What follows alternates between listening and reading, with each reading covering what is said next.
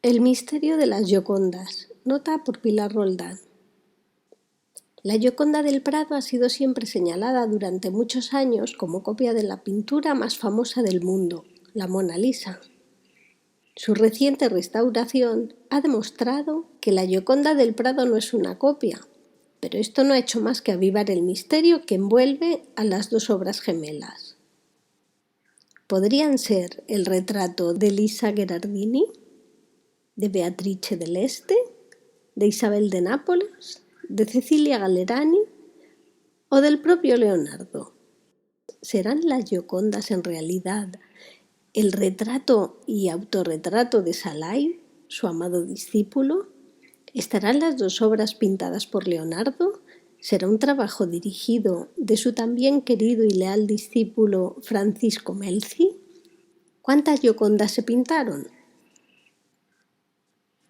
Gian Giacomo Caprotti da Orreno, apodado Salai, il Salaino, el pequeño demonio, fue un niño de la calle con cara de ángel, al que Leonardo recogió cuando solo contaba 10 años.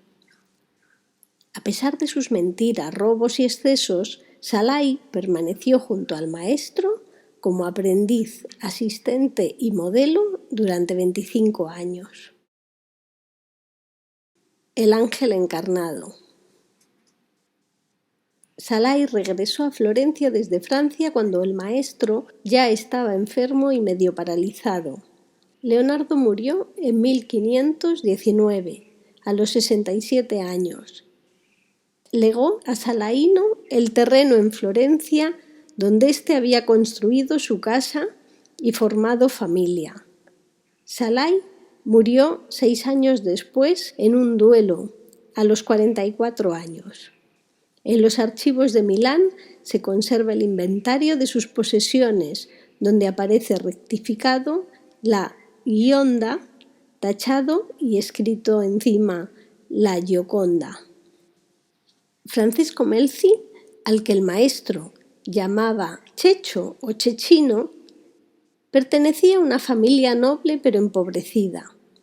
Trabajó en el taller de Da Vinci desde los 15 años y permaneció fiel al maestro hasta el momento de su muerte, siendo incluso sus brazos cuando éste enfermó.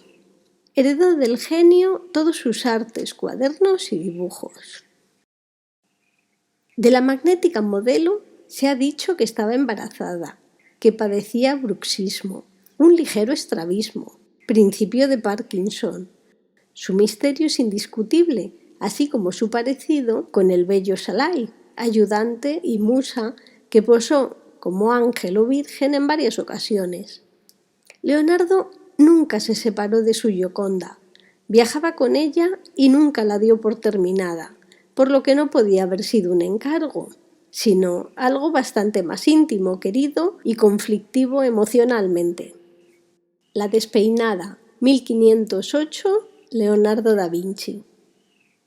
El pelo suelto de la dama, la cara girada hacia el espectador y su enigmática sonrisa supondrían un escándalo en aquella Florencia renacentista, donde los retratos se pintaban de perfil, las damas debían ser discretas y virtuosas y se perseguía la homosexualidad. No resulta extraño, pues, que, fuera quien fuese la modelo, esta pintura se guardara en privado y haya representado siempre un misterio. Al pie, obras de artistas de la escuela de Leonardo: Francesco Melzi, Cesare Sexto, Bernardino Luini, Gianpetrino, Francesco Napoletano. El arte no se termina, se abandona. La Gioconda del Prado y la del Louvre fueron pintadas simultáneamente y en el mismo taller. Igual preparación de las tablas, dibujo calcado del mismo cartón, idéntica técnica que incluso coincide en las correcciones efectuadas durante la creación de ambos retratos. Hacen impensable una copia a posteriori. Por otra parte, los materiales empleados en la del Prado son excelentes. La tabla de 18 milímetros de nogal es incluso mejor que la de chopo, sobre la que está pintada la Gioconda del Louvre. El azul lapislázuli y la laca roja también son muy caros y solo se empleaban en las obras más importantes. Todo nos indica que la del Prado no pudo ser el trabajo de un aprendiz. El paisaje del fondo, que representa una Toscana azul e imaginaria, idéntico en las dos obras, estuvo oculto tras una capa de barniz oscuro durante siglos. ¿Se escondería el fondo para desvincularla de Leonardo da Vinci y salvarla del expolio de obras que realizaron los ejércitos franceses e ingleses? Recuperar este fondo era uno de los retos de su restauración, aunque una capa intermedia que protegía el original ha facilitado su limpieza, y así detalles como la transparencia del velo dejan patente la técnica por superposición de capas llamada glacis, usada por Da Vinci. Isabel de Nápoles por Rafael. Imaginemos por un momento el Quinquecento italiano. En Florencia conviven los Medici, los Borgia, con Leonardo, Rafael y Miguel Ángel. Entre 1503 y 1519 se pintan las Giocondas. Dicen que Rafael visita entonces el estudio de Da Vinci y queda hondamente influenciado. Poco después pintaría Isabel de Nápoles, duquesa de Milán, donde apreciamos no solo la influencia técnica de Leonardo, sino el increíble parecido de estas dos monas, diminutivo de Madonas.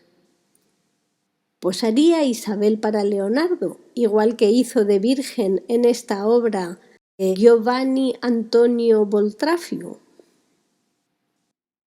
No terminar sus obras era casi una constante en Leonardo, que por uno u otro motivo nos legó varias obras inacabadas. Curiosamente, la Gioconda del Prado tampoco fue terminada, por lo menos en lo que al fondo se refiere. Escribió Vasari: hizo para Francesco Giocondo el retrato de su mujer, Mona Lisa, y a pesar de dedicarle los esfuerzos de 4 años, lo dejó inacabado. Todo esto me hace pensar que los interminables retoques fundieron con el tiempo los rasgos de la retratada con los del joven Salaíno. La belleza perece en la vida, pero es inmortal en el arte. Boceto atribuido a Leonardo. El hecho de que esta obra estuviera en la colección de los Austrias inclina la balanza a favor de que se podría tratar del retrato original de Isabel de Nápoles, más conocida como Isabel de Aragón.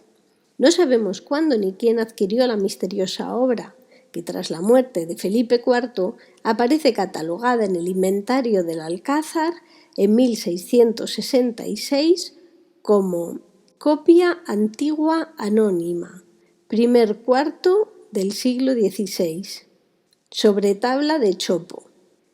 El Museo del Prado ha catalogado la obra como La Gioconda, taller de Leonardo, H. 1503-16, óleo sobre tabla de nogal.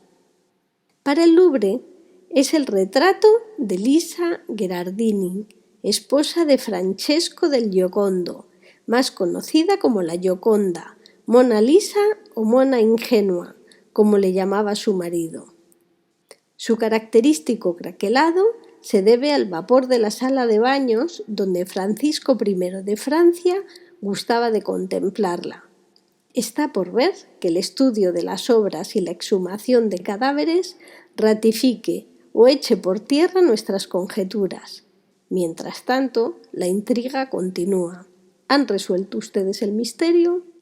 Hagan sus apuestas.